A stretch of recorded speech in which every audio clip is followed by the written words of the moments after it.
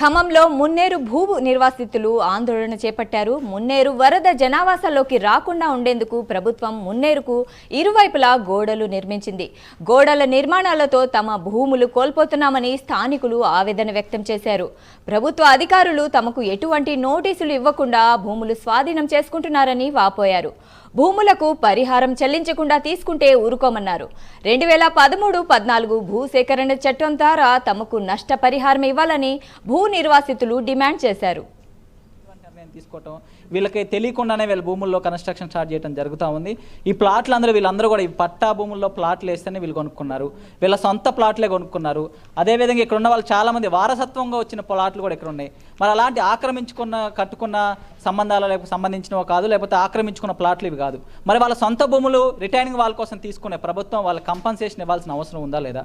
Compensation ఇవ్వకుండా ఈరోజు ఎటువంటి నోటీసులు ఇవ్వకుండా కన్స్ట్రక్షన్ చేసి మరి బాధితులకు ఏ విధంగా న్యాయం చేయాలనుకున్నారో ఈ సందర్భంగా తెలియజేయాలి. ఖమ్మం డెవలప్మెంట్ కోసం కాంక్రీట్ వాల్ కట్టాలి అని చెప్పేసి కోరుకున్నారండి గవర్నమెంట్ వాళ్ళు.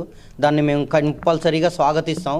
కానీ ఆ భాగంలో మా భూములన్నీ కూడా ఎకరాల పొలాలు కావచ్చు, ప్లాట్లు కావచ్చు, అందరూ కూడా రూపాయి కూడబెట్టుకొని ప్లాట్ల మీద, పొలాల మీద డబ్బులు పెట్టి వారసత్వంగా వచ్చినటువంటి తాతల తండ్రుల భూములను, ఇలాంటి ఆస్తులన్నింటినీ కూడా వాళ్ళు తీసుకోవడానికి మేము ఇవ్వడానికి రెడీగా ఉన్నామండి. కాకపోతే ఇక్కడ జరిగేది ఏంటంటే మాకు అన్యాయం జరుగుతుంది.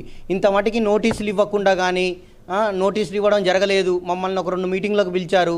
అయ్యా మీకేం కావాలి అంటే మా బాధలు మేము చెప్పుకున్నాం. 2013-14 గవర్నమెంట్ చట్టం ప్రకారం, భూసేకరణ చట్టం ప్రకారం మాకు ఎలా అయితే న్యాయం చేస్తుందో గవర్నమెంట్ అలాగే న్యాయం చేయండి అని మా ప్రజలందరం కూడా ఒక గుమ్ముగూడి మేము అయితే అందరం ఒకటే నిర్ణయించుకున్నాం. మున్నేరు వరదలు వచ్చిన విషయం లాస్ట్ ఇయర్ అందరికీ తెలుసు, ప్రపంచం అంతా చూసింది. ఆ వరదలు